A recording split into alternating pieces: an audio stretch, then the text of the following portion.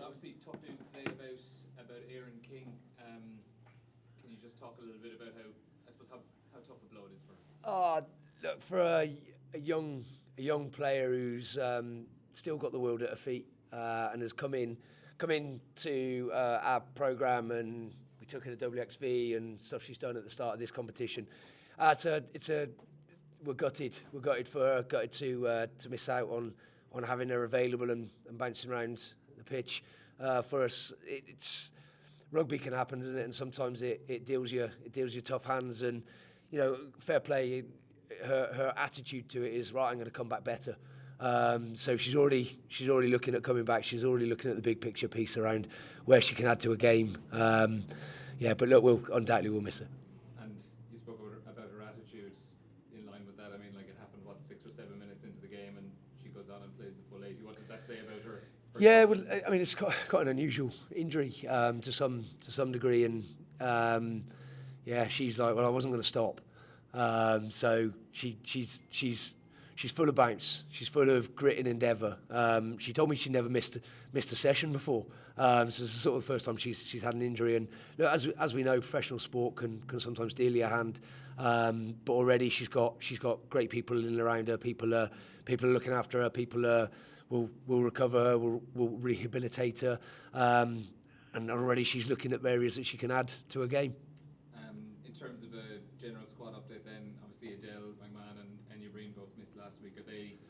Yeah, there was some later calls last week, which was a bit of a shame.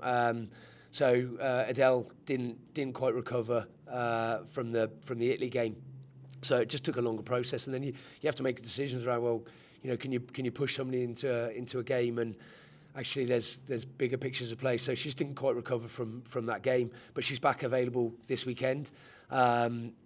So she's in the melting pot for selection, and look, she brings some bang with the tackles, and she brings an added component of leadership back to the group. And any game where you're travelling away to Wales, having a bit of extra leadership in the group is a good and important thing.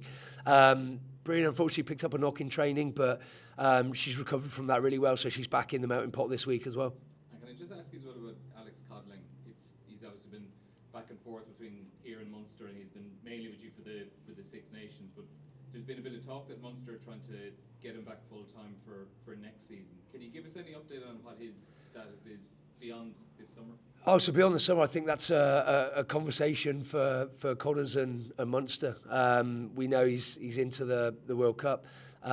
With us, he's been doing bits across the two pieces. We've found a way to blend it and make it work.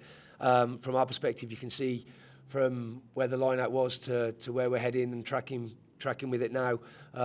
Even some of the innovation that he's brought to it. So, look, we've got a great relationship with Promises. Alex is making it work across both groups, and it's a privilege really to have his input and his intel for a fast developing group of forwards in our programme. Thanks. Anyone else for live? Scott, you mentioned all throughout this campaign about this green wave that's come through. We've seen it in Cork and in home games. How are you expecting the green wave to come over to Wales? Look, we're a group that isn't and was never just about the pitch at this point. So we're a performance environment.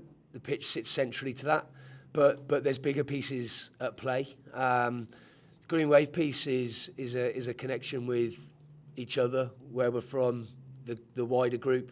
Like I say, it was a privilege to run out last weekend in Cork in front of what was a record crowd down there at this point, and the noise was great. We want to keep growing the game. We want people to play. We want girls and boys to play the game at a junior level, because then we believe in growing that foundation, growing that pyramid. The green wave piece is, there's some things we had to tick off. We hadn't won away since 2021 at the start of this competition, and in terms of building a group and building some experiences that tee us up for the future, but obviously a World Cup coming over the horizon, winning away has been really important. So coming over to Wales, I live fairly close, or grew up fairly close to Wales, and I understand what it's like to play in Wales. It's an unbelievable experience. They're passionate about their rugby. We've said we want to go after winning games away from home, because that's going to be a massive part of a World Cup. So us backing the Italy piece up this week, going away from home and taking the green wave over there, it's going to be a massive part for us. It brings different challenges. Playing away from home, you've got the noise, you've got the atmosphere, the occasion, and we've got to learn to deal with that and get excited by it. So still a young group. I've seen nothing in the eyes but energy, a good energy to get over there and get a job done. But we know it's not going to be easy. We know it's going to come with challenges, and we're fully ready for that. That Cork atmosphere obviously helped you guys a lot in that first half against England. I mean, keeping England to just one try, 2 points in at half time, incredible performance. What work on from that second half are you taking into Wales? Because obviously that's where the emotional piece kind of fell off a little bit, and the differences sort of came out. Yeah, do you know what? Interestingly, we've looked at the game, felt the game got away from us in the first half. The second half is obvious. It's obvious when we're behind and the wheels come off it. It's the first half that we put ourselves in the position for the second half. So we've gone after bits. If we want to compete with World Cup contenders and we want to go deeper into games, we want to cause more problems. We looked at how that game could have been 15, 17-0 at half-time. So the bits of detail that we missed in the first half put us in a position that England managed to get a score and were able to move away from us and go through the gears in the second half. So, look, it's not just about looking at the second half. We've gone pretty hard at the first half.